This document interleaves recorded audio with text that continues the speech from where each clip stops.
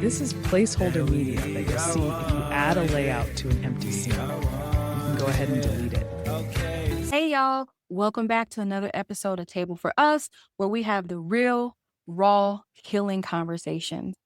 Today, we're going to talk about something that most people are afraid to say out loud. I'm your host, Nicolette Royal. Before we get into today's episode, as always, I have to give glory to God because without Him, nothing, absolutely nothing that I do would be possible. So let's give glory and honor to God for all things, okay? So today, we are actually going to be talking about a hot topic, all right? So today, our episode is called Unbothered, Evolved, and No Longer Available. And just to give you a little background on this episode, everybody goes through a period in life where they should be evolving. Okay. So I'm going to speak from my own personal experiences and the elevation stages that I went through. So, of course, we go through a stage of your childhood or adolescent days, right? And most people, when they become teenagers, they are no longer a child. They're still a child, but they are now a teenager. So the things that they did when they were younger, they typically no longer do when they become a teenager. We evolve into our next stage of our life. And then once you become a, let's say, young adult, and that's another phase of evolution, right? So in the Bible, it says, when I was a child, I spoke as a child. I understood as a child. I thought as a child. But when I became a woman, I put away childish things. That's 1 Corinthians 13:11. There are a lot of people who are legally adults, but are still doing childish things. So that's what we're going to talk about today, and how evolving can sometimes separate you from other people. Either you have to go through a period of evaluation and cutting people off, or people just fall off on their own. So I've been in isolation mode lately. I want to say it started in early July. There was a situation that happened in my life, and usually there's always some chain of event that causes individuals to change or do things differently. So there was a situation that happened in my life that caused me to do a self-evaluation of my life and the people that are around me. In that isolation mode, what I did is, one, I put my phone on do not disturb. That was the first thing, because I just didn't want to talk to anybody. I wanted to focus on me. And now, this is something I've never done in my life, because I always wanted to be available for those people who I love and I care about. If they needed me, I'm going to stop what I'm doing and take care of whatever they need to do. I literally was living a selfless life and putting everybody before me. But when I went through this isolation phase, which I felt like God was calling me to do that, I put my phone on do not disturb. I reached out to a few people, letting them know that I need some time for myself. Other people just figured it out on their own when they reached out to me and they just didn't get a response. Nothing personal. I apologize to those people. Sorry, but not sorry at the same time. And during this isolation phase, I was able to draw closer to God. I was able to hear Him clearly. And what I didn't realize until now actually was that was something I had been praying for quite some time, to draw closer to Him, to be able to hear Him clearly. Because sometimes you can hear, and it might sound crazy to some people, but you can hear someone speaking to you, right? Whether it's your subconscious mind, sometimes it's the enemy talking to you, right? But I wanted to clearly be able to hear God, to hear His voice and know that it was Him speaking to me. And during this isolation phase, I was actually able to do that. I saw things that He had literally, and it was almost like He was talking to me how I'm talking to you guys right now, where He was telling me, I have been telling you this and you haven't been listening. And it was almost like that parent who, okay, you're not listening. I'm trying to tell you something. I'm trying to tell you that there's a cliff at the end of this path that you're on and you're going to fall over. Or these people are wearing masks disguised as supporters, but they really aren't supporters. It was like, as parents, if you're a parent, things that your children can't see because they're walking in life and just trusting those people that are around them, trusting the path that they're on. Or I know when I was younger, I thought I knew everything, right? So it was almost like my parent was telling me, like, hey, I've been trying to tell you this. I told you, but you haven't been listening to me. That was literally what I was going through. And it caused me to reevaluate a lot of relationships, family relationships, friendships, even my relationship with my adult children. It caused me to really evaluate a lot of things. The other thing that it allowed me to do was really hone in on my purpose and what it was that he was calling me to do and what it was that I was trying to do in my business. So I am an entrepreneur. I have been a full-time entrepreneur for almost 2 years, but I've been an entrepreneur and I've had my business legally formed business for going on 6 years now. But I have been having a business, pretty much using it as a side hustle for almost 20 years. But this is the first time where it was like, God was telling me, this is what you wanted to do. These are the steps that you need to do in order to accomplish those things. And those people that you are trying to bring along with you are not meant to go on this journey with you. So there were so many things that was happening when I was in this isolation mode. And it was not an easy thing for me to do. Okay. It was very hard for me to literally cut off people that I have had in my life for a very long time. And not so much cut them off, but just move away from the normal. I want to say that all my life I have been a loyal person. And as I said before, I've always been a selfless person. I've always put other people before me, their needs before my needs, showing up for everybody because that was just who I was. I've always had this big heart. I'm the oldest of my siblings and I've just always had this, I'm gonna show up for you, whatever you need, call me in the middle of the night type of person. That's who I've always been. And not to say that I'm not that person anymore, but now I am focusing on my needs and what it is that I need in life. So, with that said, it wasn't something where I was bitter or I was upset because people are on their own assignment, right? Everybody has their own assignment, just like everybody has their own fingerprint. Nobody's fingerprint is the same as the next fingerprint. Even if you're an identical twin, you have your own fingerprint, okay? So everybody has to go on their own journey, follow their own assignment that God has them on. And when I was in this isolation moment, he was speaking to me and he was telling me this. And again, it was not an easy thing for me, okay? Being obedient should be like breathing air. But again, you go through that phase where I got this. I know what it is that I'm doing, right? So when you go through this phase, okay, there are going to be people who either don't respect the change that you're going through, they don't understand the change that you're going through. They're going to be envious or jealous of the change that you're going through, or they're going to support the change and the elevation that you're going through. They're going to fall into one of those categories that I just named. And before I move on and talking about categories, when I was growing up, there was always this saying that people are in your life for a reason, a season, or a lifetime. As I've gotten older, I understand it more and I see where people fit into those categories. And I see where at times when someone was only supposed to be in my life for a season, I was trying to hold on to them and keep them in my life for a lifetime. And or someone was only supposed to be in my life for a reason and they stayed longer. They was in my life for a season. So a reason basically would be something where it's just a glimpse, right? It could be in passing, it could be for a few weeks, it could have been to introduce you to someone else.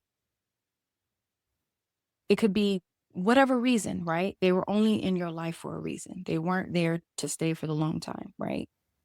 And when you talk about somebody who's supposed to be in your life for a season, now seasons are typically 3 months, but a season could be your childhood days or your teenage days or your early adult days or years, rather, I should say. So they were only meant to be there for that season. They weren't meant to be there for a lifetime. And as you start getting older, I'm 47 years old and I'm almost to that midway, the golden years of being 50. And I'm realizing that those people who were only supposed to be in my life for a season, like they served whatever purpose that they were supposed to serve during the time that they were supposed to serve that purpose. And now I'm elevating to a different level where they're no longer supposed to be in that. I want to use the analogy of a butterfly. I love butterflies. Butterflies are my thing. Okay. So butterflies go through phases. They start off as a little larva, they become a caterpillar, and then they go through that cocoon metamorphosis phase, and then they become a butterfly. I feel that I have been a caterpillar and up into this isolation phase. So during this isolation phase where I'm evolving, I am now in the cocoon phase where I am being changed into what I was called to be, which is a butterfly. I truly believe that I was meant to be a butterfly. And you're going to have people who are used to you being a caterpillar and not understanding you changing or going into that cocoon. And they're not going to understand you as a butterfly because they are only used to you being a caterpillar, right? And sometimes when they no longer have access to that caterpillar. Now, when you're a caterpillar, you're below, right? You're down at a lower level or you're crawling basically. Okay. And once you become a butterfly, you're flying now. You're up higher. Okay. And those people who had access to you when you were a caterpillar, because they're also walking or crawling or whatever the case may be, they are no longer going to have access to you when you're flying because they don't have wings to fly up there with you. So that might upset some people. That might anger some people. That might make some people get into their feelings because you have cut off the access that they're used to. Now, part of that access was me working on my business. I have 3 businesses, 2 that I'm literally focusing on the most. So basically, it's 3 things that I'm doing right now. That's Royal Legacy Services, which is my credit repair and my tax business, and NRO Company, which is my business I've had formed 6 years ago, and that's a print and design business or design and print business, however you want to say that. And one thing that I was doing was I was treating literally, even though I've now formed these businesses, I have legal LLCs, I have business bank accounts, I have websites, all the stuff. I was still treating my businesses as they were side businesses. So they were functioning as a side business. I was getting paid as if it was a side business. And I no longer wanted to do that. I wanted to grow my businesses. I wanted to treat my businesses as such, as a business. So the first thing that I needed to do was stop treating social media as a toy. And what I mean by that is I had a basically a mentorship program that I joined, my 7-figure podcast. And one of the mentors in there had mentioned, his name is David Shands. He mentioned how when you have a business, you should not be treating social media as a toy. You should be treating it as a tool. And that really sunk in with me because it made me think about how am I using it? And when I asked that question of myself, the answer was I was doing both. I was treating it as a toy and a tool. Sometimes I was playing with it, sometimes I was literally using it for my business, basically. And I had to decide, okay, where is it that you're trying to go? What is it that you're trying to do? Okay. And in order to do those things, these are the steps that you need to do in order to get where it is you're trying to go. First of all, stop treating your business like it's a side business. Second, stop treating social media as a toy. This is not playtime. This is grind time. This is time to get down to business and use these tools for your business. So once my mindset shifted, again, I'm still in this cocoon isolation mode.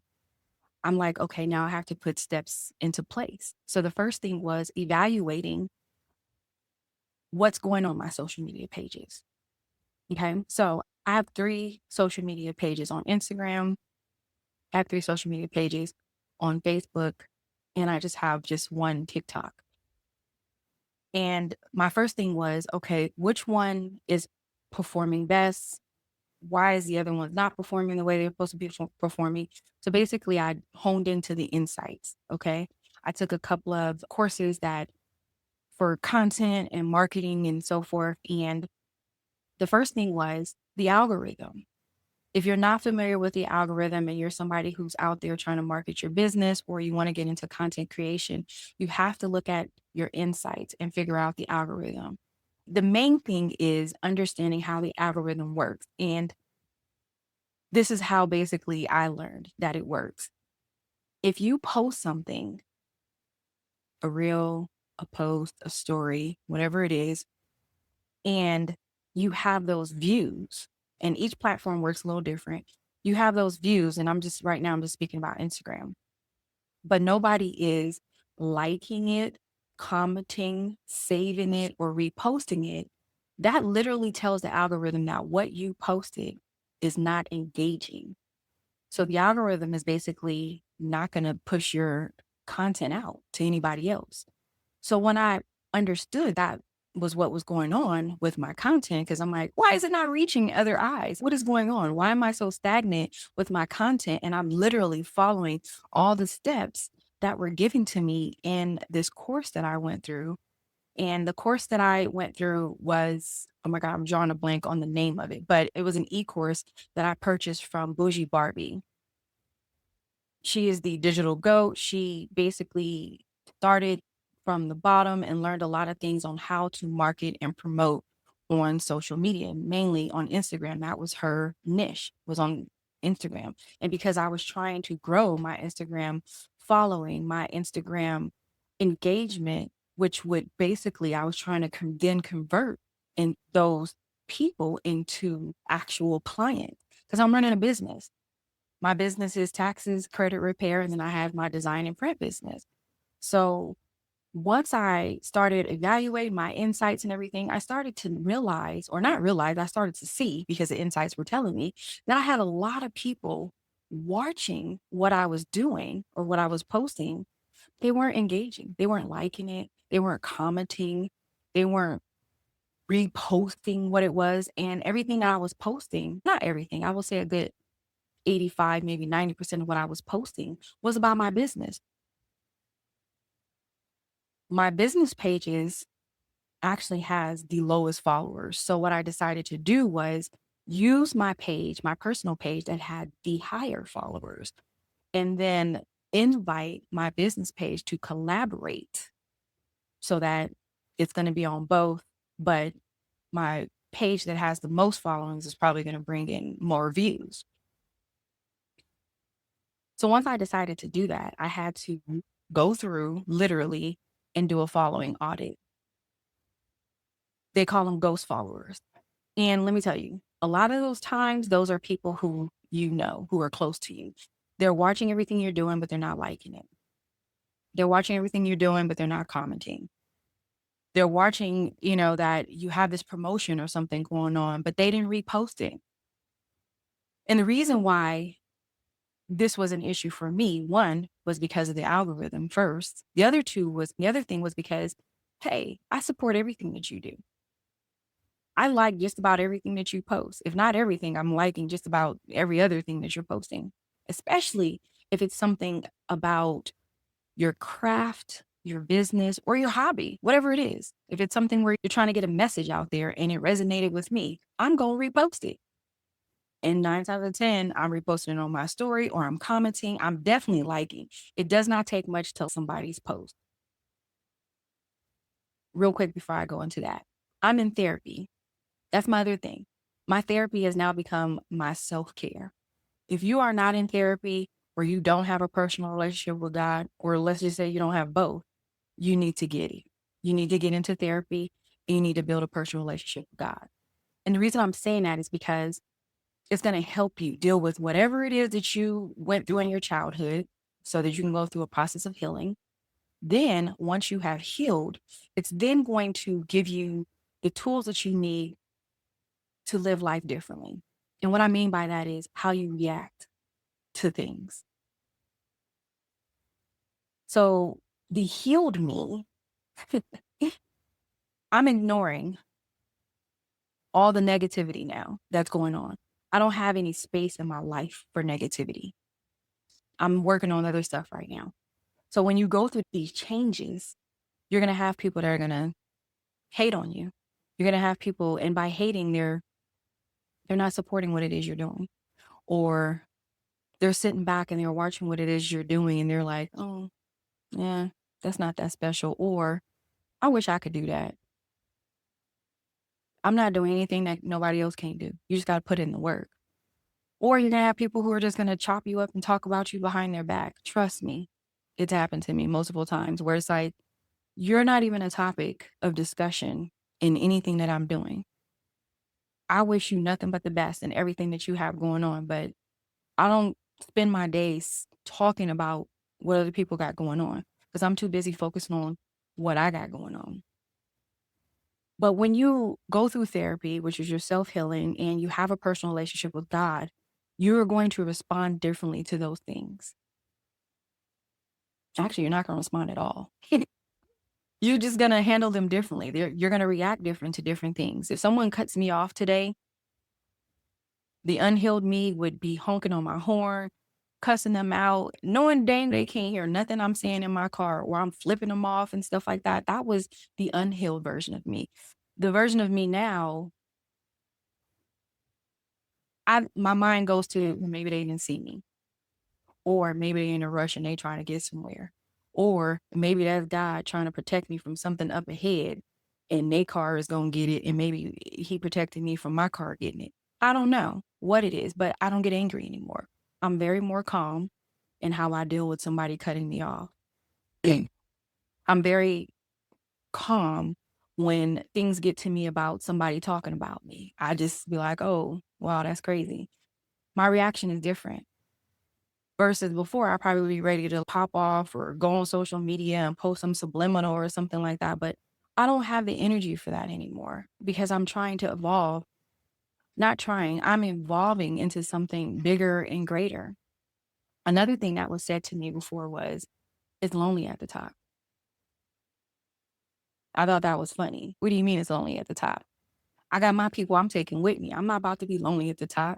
I'm trying to drag them along with me, and they might be putting their feet down because I'm trying to take them somewhere that they don't want to go.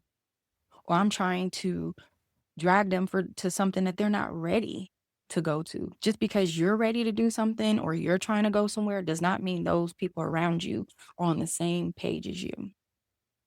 And that leads me to my next thing.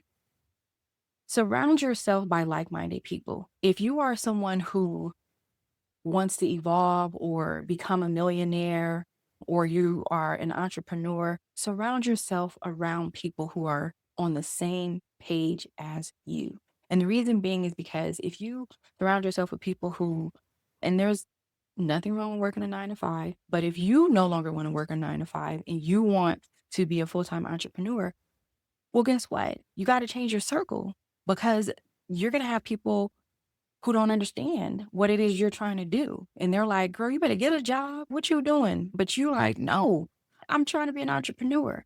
And again, I'm not saying that there's anything wrong with a 9 to 5, but people who work a 9 to 5 versus people who are entrepreneurs, they don't understand what it is that you're doing. They don't understand, okay, you're quitting your job or you're not trying to get another job and you're just going to do this entrepreneur thing. Now, I didn't quit my job. I had plans to quit my job, but my company went through a huge layoff. And basically, I saw that as God was pushing me out the nest. Because for the longest, I was unhappy on my job, but I was comfortable in my job because I made over six figures and I was salaried. So I knew every 2 weeks that paycheck was coming in, but I wasn't happy. I knew I wanted to work for myself, but I was too afraid to take that leap of faith and work for myself. It was the same thing with my house. I was so used to renting. I never had Section 8, but at one point I did live in subsidized housing where my rent would buy my income. And I was like, oh, so if I lose my job, my rent go down to zero? That's dope, right? And I was comfortable. I knew I didn't want to be there. I knew I did not want to be in those projects, but I was so comfortable with that safety net, right? And I lived there for maybe, I want to say 4 or 5 years, I think. And the only thing that made me leave really was because the violence got so bad. We literally had, I came home, there was a shooting. I was actually at home when that happened. But then there was two other shootings that had happened that we weren't home. And one was in January, one was in April. And I never forget that April one did it for me, where we're coming home, things are taped off, there's a dead body, there's a tarp over it. And I was like, this is it. Like, I don't care. I'm going back to paying regular rent. Because I always had my own place where I was paying whatever the market rate rent was. But this is the first time that I lived in subsidy. And I understand how people, they get comfortable and you're afraid that what if this happens? What if that happens? But you can't live in fear. You have to live in faith. So when I bought or was going through the process of wanting to buy my house, I had people that were like, oh, you sure you want to do that? And, what if this happened and this and that happened? And I had to realize that was their fears, and I couldn't allow their fears latch on to me. So I'm like, no, this is what I want to do. I'm going to step out on faith. I've prayed about this, and this was something I have been wanting for the longest. And I'm just going to have to set up safety nets for myself, rather depending on somebody else's safety net. Because when you're renting, guess what? Regardless of where you're renting at, anything can happen. When I was renting, the last time before I bought my house, I was renting somebody else's house. And when I got into that house, they were looking for somebody to live there long term. So I'm like, okay, cool, we good. This is where we about to be. The owners at some point decided they wanted to sell, and now I have to find somewhere else to live. That was what really was, again, I'm being pushed out of my comfort zone, being pushed out of that safety net by God. I truly believe this is God. I'm calling you something greater. You are meant for something else.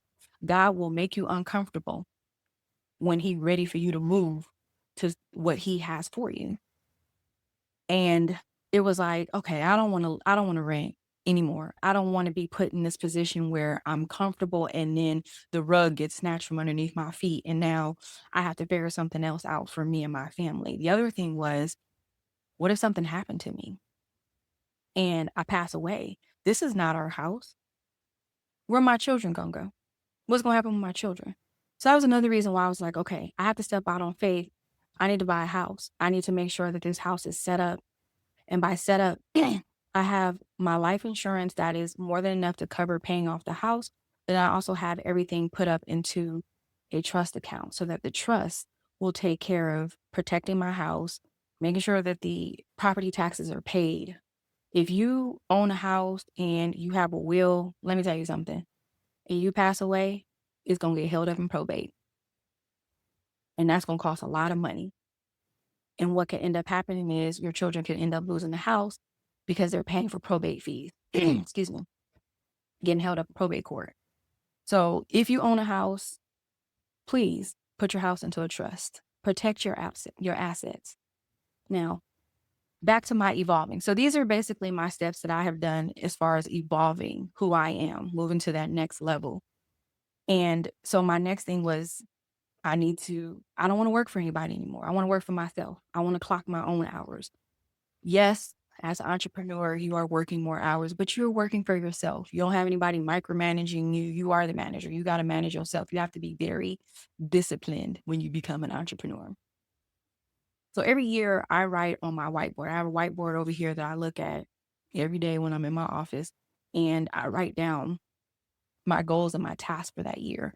And in 2024, no particular order, but I had on there quit the company that I was working for. But in my mind, I was quitting at the end of the year. I was going to start doing everything I needed to do to get things in order so that I had the money saved up. I had the business doing what it was supposed to be doing so I could be able to walk away from my corporate job. God had different plans. He said, nope, we doing this now. Very scary. So I say that to say, you are not safe in a job. If you're working a job and you're comfortable with working jobs, make sure you have other streams of income coming in. I had a mentor who basically told me that some years ago. I was in the Grant Cardone mentorship, and he had said, you need to have several streams of income coming in. And I'm like, oof, that sounds like a lot of work. But it doesn't need to be a lot of work. You can have a little side hustle that you're doing. You can put together some digital products. You can, if you have a specific skill or qualification that you've been using in your 9 to 5, start doing it on the side. That's pretty much how I got into taxes. I used to work for TurboTax. I started doing my own taxes, and then that turned into me doing family members' taxes. That turned into friends. Basically, all my clients that I have been referrals. And then one of the things that I realized is that I had a lot of clients who were talking about their credit. So I decided to add credit repair about 3 years ago as an additional service. So now I do tax prep for personal and small businesses. And then I also do credit repair. And I do tax advisory service as well. I have a degree in accounting. I have a degree in criminal justice. So I use my years of accounting basically to get into taxes. I use my criminal justice, which basically I learned about contract law and different things like that to help me with my own contracts. And then I also help other people who want to get into business themselves. So I can help you with getting things, your LLC formed, or if you want to do an S Corp, walking you through the process of making sure all of your stuff is separate. You want to make sure when you have a business that you don't have anything linked to your personal. And by that, I mean, don't use Gmail, don't use your personal bank account, don't use your home address. Those are the things that's linked to your personal. You want to have a business address. You want to have a business phone number. You can still use your same phone, but have a different business phone number. You want to have an actual business email. So get you a domain name for your business and then set up an email. So it's whatever your name at and whatever your business name is. You want to have a business bank account because you want to keep your business finances separate from your personal finances. So I help people and individuals to do that. So it's another thing of me basically evolving. So back to the evolving and so forth. So again, you're going to have people who are not going to understand the changes that you're going through. So they're going to feel some type of way, right? They're going to be jealous, or they're going to talk about you behind your back. And when they're talking about you, let me be clear, they're talking about the version of you that you used to be in most cases. They're not talking about who you are because they don't know who you've evolved into because you've cut off access. So be ready for that. Put on your thick skin or put on your armor of God because you're going to need it, because the enemy is not going to like that you're doing good. The enemy is not going to like that you are getting closer to God. The enemy, he wants you to continue doing bad, or he might tempt you with something that seems good, like God is blessing you, but it's not. So just be mindful of that, and be mindful of people trying to create drama in rooms that you're not even in. And what I mean by that is, literally, I have people who my name come up in rooms in a whole other state. I'm not even out there. I have done nothing to you. I am minding my own business that pays me. But I hear about these things. And the old version of me would feel some type of way, like I said, ready to pop off, ready to post messages on social media, ready to call a person and be like, so what's up with this and that? But the evolved me that I'm becoming, I'm not gonna give it no oxygen, basically. I'm cutting off the oxygen. It's like a fire. When somebody like start like a little spark or a fire or something like that, and as soon as the oxygen hits it, the fire is like this. Don't even give it no oxygen. I'm using my oxygen for what I need to use my oxygen for. So the goal in life, right? One, protect yourself from all that negative energy. Ask God to help you to protect yourself from all that negative energy. But the goal for you should always be to evolve mentally, spiritually, financially, emotionally, and even physically. Another thing that I've been working on is just my physical. And it's not because I'm trying to look like everybody else or I'm not happy with my body. Basically, my doctor told me that I was pre-diabetic, that I was going to be on insulin and everything. I said, oh no, we got to fix that. We need to lose some weight because one, I have small children. My youngest is 6 and I need to be around for him. So when you're going through changes, set goals for those changes that you want to evolve into. Set small goals, attainable goals. And once you knock those goals out, move on to the next goal. Okay. And in doing all of this, yes, access is going to be denied to some people because they're not on the same page as you. You're going to have to start being unavailable. One of the things that I had to learn is I had to start saying no to people. And that was an easy thing for me. I would go on job interviews and they would always tell me, they would always ask that question. What's something about you that, you need to work on and improve? And mine would always be saying no. I don't know how to say no. Somebody call me and they need something and I know that I can provide it, whatever it is. I'm okay. I got you. I need to start working on saying no because me always saying yes was draining. It was taking a toll on me. It was making me feel some type of way, honestly, because it's like I start thinking to myself, okay, I'm always saying yes and I'm always there for these people, but I could probably count on one hand, maybe a few fingers, how many times they've been there for me. Now, let me be clear. I have never been the type to do stuff for people and expect anything in return. However, let's be realistic here. If you're constantly always doing for someone but they don't do for you, you have a user on your hand.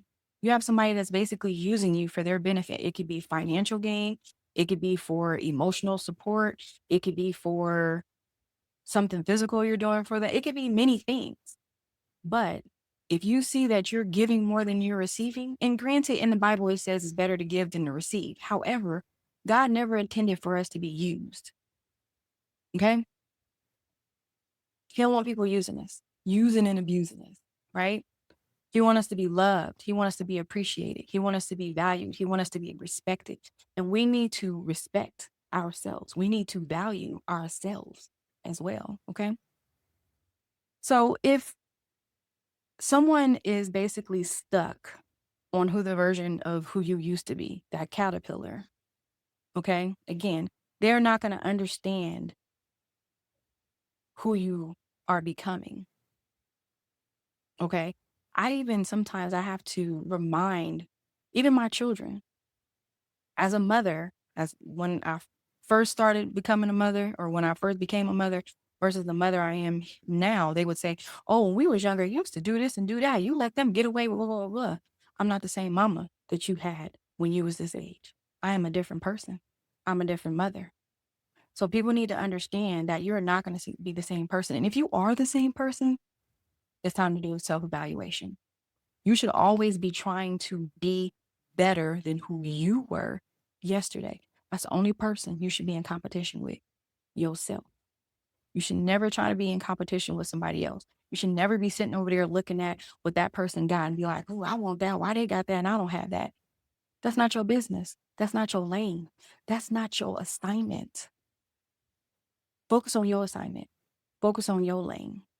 Worry about what you got going on. That's all you need to do. That's all you should be doing. That's all you should be focusing on. Because when you get caught up in what somebody else is doing, guess what?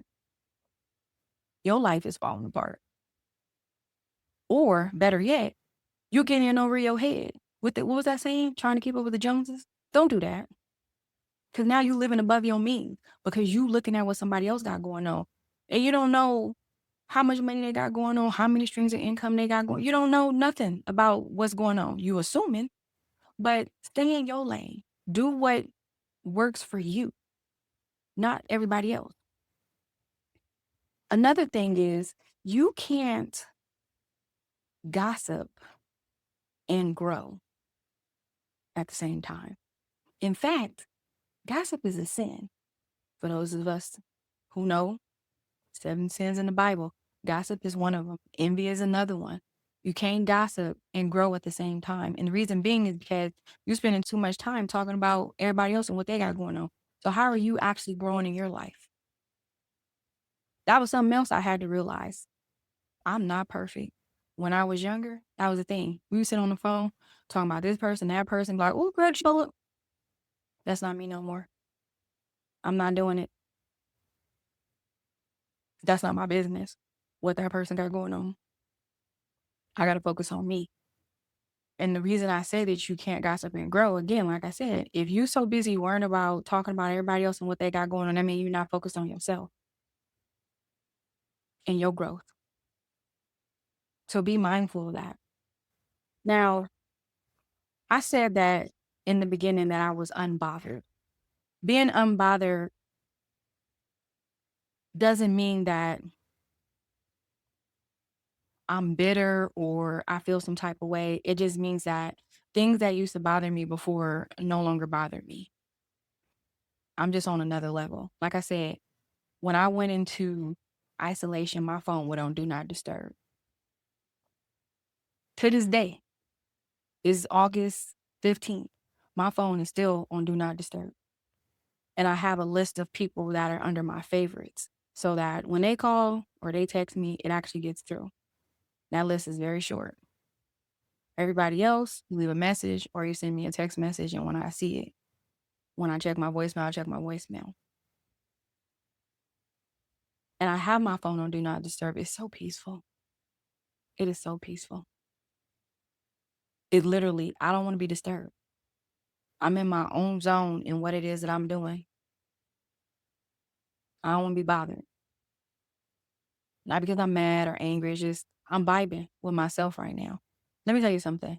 My house, my home, rather, I should say, because home is where your heart is. My home is so calm and peaceful. It's so just the serenity that I have in my home. I don't ever want to leave. I no longer have a desire to be outside running around, being at the clubs, hanging out. I enjoy being at home. Once I'm in my bed, because normally I'm downstairs most of the time, and then once I go upstairs, I'll sit in my recliner for a little bit. Once I get in that bed and I start rubbing them feet together and I'll turn on the TV, I'm chilling. That's really when the do not disturb is beneficial because it's like I'm chilling now, I'm relaxing. And before it's like my phone rings, so now I'm pausing whatever it is I'm watching because I'm like, okay, hello, answering the phone, whatever the case may be. And now my nights are so peaceful and calm. My sleep, let me tell y'all, woo, that has improved. Before my isolation mode, I would toss and turn. I would literally wake up in the middle of the night, couldn't go back to sleep, mind racing and going and all that stuff. But now that my relationship has changed with God, my close people around me has shifted. My sleep, I sleep through the night. Not like a baby. Because babies wake up in the middle of the night. I sleep better than a baby. When I wake up in the morning, I am so refreshed. So I encourage everybody, take some isolation time for yourself. It was hard for me to do that because, again, like I said, I'm a selfless person. It's okay to be selfish with your time because it's your time. Nobody is going to love you more than you love yourself. Put yourself first. It's okay to think about self. You got to take care of you at the end of the day. So part of this isolation phase was me focusing on me and me taking care of me. Me literally choosing peace over responding to negativity. Me choosing to not focus on what everybody else got going on. I don't care basically about who's throwing shade. I don't care about who's starting rumors. I don't care about who taking trips here and there. I don't care about anybody and whatever it is that they're doing. Hey, good for you. That's what's up. It doesn't mean that I'm jealous or I'm envious or anything like that. It just means that's your life. I'm focusing on my life because none of those things that other people got going on and what they doing is going to change who I am and the journey it is that I'm taking. And for me, honestly, I have children. I've been married. I bought a house. I've had cars. I've taken trips. I've done things in my life to where I don't care about what nobody else got going on. I'm not trying to keep up with your life and what it is that you're doing. I'm only focused and worried on where it is that I'm trying to evolve and where it is that God is trying to take me. When you go through that elevation and isolation, it's going to change your mindset. It's going to literally change you. So I encourage you, just for your own self peace, put your phone on Do Not Disturb. Go into isolation mode. Get a personal relationship with God if you don't have one. And that personal relationship is your personal relationship. So it could be you having a moment, 5 minutes a day, just thanking God for who He is and for the blessings that He's given you. Thanking Him for His protection over your life. It could be you listening to some gospel music. It could be you reading His word. Oh, that Bible, let me tell you, that's a book you need to read if you haven't. That's the book that's going to tell you how you should be living your life. And we fall short. Nobody's perfect. But when you do, repent, ask for forgiveness. And if He allow you to wake up the next day, guess what? He forgave you and He giving you another chance to get it right. So don't let nobody get down on you about how you living your life. We all fall short. But the thing is to get up and try it again. Your life should be a lesson. You should be learning from things. And by learning, you're growing. If you continue to do the same thing over and over again, you're not learning a lesson in that. You're not growing. You're not evolving. And the goal is to grow. If you want things to be different, you got to do different. You can't complain about stuff if you're not changing it. That's my other thing. I don't complain no more. I'm not complaining about nothing. If something is bothering me, or literally if something is bothering me, I pray about it. I give it to God. I ask Him for His help. Because sometimes we can't do things. But with God, all things are possible. Ask Him to help you.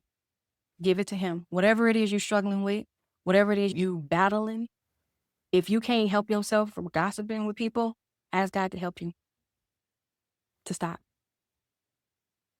If you can't help yourself with being obsessed with other people are doing in their life, ask God to help you take that away. Literally, ask God. So in closing, basically, I want to tell people, keep evolving. Even if it makes other people uncomfortable, even if you lose some people that are closest to you, it's okay, because guess what? It wasn't meant for them to go where it is you're trying to go. Don't let stagnant people distract you from your growth. That's the other thing. Because some people, like I said, you're trying to bring them where you're going, you're trying to put everybody on, but they're not ready to do that, or they don't want to do it. So don't let them stop your growth. And again, gossip is a sin. and jealousy is a distraction. Don't fall into the enemy's traps. Let them talk, but you continue to stay focused. Hi, my name is Nicolette Royal or Nicole Johnson for legal purposes. Royal is my father's last name, but my mom gave me my dad's last name, but I use it now with my businesses, and I am the owner of Royal Legacy Services. Royal Legacy Services is a tax prep and tax advisory credit repair business. I started this business, I started doing taxes maybe about 20 years ago, and I treated it as a hobby. It was always a side gig for me. It wasn't until 2 years ago that I decided to go full in with my business when I got laid off. So I provide tax services for personal taxes. I provide tax services for small businesses. I provide tax advice. So with the tax advice, I typically try to give people tips and advice on what they need to do in the year before tax season. So different things that you and strategies that you can implement now will help you with tax savings, tax deductions, and credits and so forth when tax season comes around. I added credit repair about 3 years ago as a service to my tax business. And the reason being was because I had so many tax clients that I would hear when I would have a consultation with them. They would say, as soon as I get my money, I'm going to pay this off or I'm going to do this so that I can fix my credit. So I felt like it was an opportunity to add credit repair services so that I could help them with their taxes and their credit. One of the things that really helped me in my business is I was my first client. So I started doing my own taxes myself. And then that turned into me doing taxes for family members and then friends. And pretty much everybody that I have currently literally is a referral. I might have a few people that found me on like Yelp or Facebook or something like that, but majority of my clients that I have, they were referred to me by somebody else. The same with credit repair. I actually went to an actual credit repair company before I was about to buy my house. And they got a couple of things off, but they didn't educate me on the importance of how to build my credit back up. They didn't educate me on the different consumer laws or anything of that sort. They just was like, pay me this money and we're going to do this. Well, pay this money to enroll. And I believe they had like a paper delete type of thing. So I decided to do credit repair differently. I probably overshare with my clients. I probably whelm them with things, but I want them to know everything that I know so that they can make sure that they don't get back into the same predicament that they're in when they come to me, right? So I make sure that they know about what makes up their credit score. I make sure that they know that in addition to me getting negative items removed, that they also need to now establish new credit. So I have a list of credit building accounts that I refer them to, and I walk them through the entire process. I also have an ebook that I typically tell new clients, potential clients, right? I tell them, hey, here's an ebook. If you want to work on your credit yourself, you can. And here's the steps on how to do that. So I'll share the link with my Stan store where you can actually purchase my ebook. You'll also have a link on how you can reach me. You will, what else am I going to share? So my number is 702-969-3605. That is my business number. That is how you can reach me, or you can go to Royal Legacy Services, so svcs.com, and you can go ahead and schedule a consultation with me, and I will look at everything that you have going on, whether it's your taxes. I do back taxes. I try to stay away from amendments. If I didn't file your taxes, I typically don't like redoing somebody else's stuff, but I can look at it and look it over and see if it's something that I can help you with. I the tax advice, I typically, if you have a business, I love people who have small businesses because there is so much that you are able to claim as a deduction under your business. So those are all the things that I will walk you through and talk you through when you have a consultation with me. So Nicole Johnson or Nicole Royal with Royal Legacy Services. Share this episode if it was something that you was able to get something from, or share this episode with somebody who you want to spin a word to them, but you don't know how to tell them that they need to work on themselves. Make sure you invite other people to subscribe to my channel. And most importantly, thank you for sitting at the table with me today. And I pray that your week is blessed and your heart is full. Thank you so much for tuning in. You guys take care.